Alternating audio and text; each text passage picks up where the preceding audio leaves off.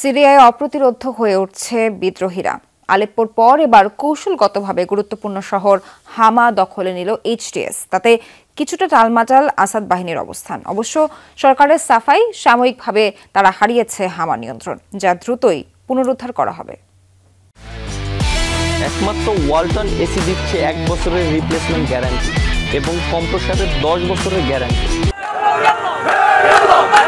হামার প্রাণকেন্দ্রেই চলছে বিজয় উল্লাস। সিরিয়ার গুরুত্বপূর্ণ শহরটি দখলের পর বিদ্রোহীদের সাথে আনন্দে গা ভাসান স্থানীয়রাও। ফাঁকা গুলি আর স্লোগানে মুখরিত হয়ে ওঠে রাতের হামা।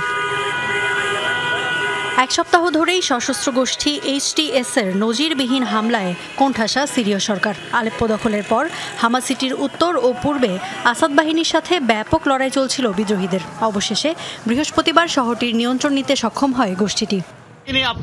এই মুহূর্তে আমরা হামা সিটির প্রাণকেন্দ্রে রয়েছি। যোদ্ধা ও অভিযানের ব্যবস্থায় যারা ছিল সবাইকে ধন্যবাদ। জয় আমাদেরই হবে, সব প্রশংসা আল্লাহর। এইচটিএস এর হামা দখলকে স্বাধীনতা আখ্যা দিচ্ছেন স্থানীয়দের অনেকে, কারণ আসাদ প্রশাসনের স্বৈরাচারী আচরণে তারা ক্ষুব্ধ। দিনটির জন্য বহু বছর ধরে অপেক্ষায় ছিলাম। আমার সবচেয়ে খুশির দিন এটি। আগে রাস্তায় বের হতে ভয় পেতাম, আর এখন আমরা স্বাধীন। সেই স্বাদ নিতে সবাই বাইরে চলে এসেছি। যারা স্বাধীনতা এনে দিল তাদের আল্লাহ রক্ষা করুন। এদিকে হামার দখল বিদ্রোহীদের হাতে চলে যাওয়ার বিষয়টিকে সাময়িক বলছেন প্রতিরক্ষামন্ত্রী।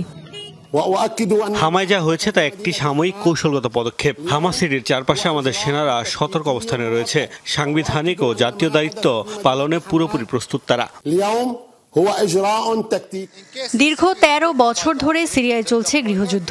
বেশ কয়েকটি পক্ষ সংগঠিত হলেও রণক্ষেত্রে ছিল না তৎপরতা। সম্প্রতি দ্বিতীয় বৃহত্তম শহর আলেপ্পো দখলের মধ্য দিয়ে আবারও মাথাচাড়া দিয়ে উঠছে বিদ্রোহী গোষ্ঠীগুলো। বেশ কিছু ছোট এলাকারও নিয়ন্ত্রণ নিয়েছে সশস্ত্র যোদ্ধারা।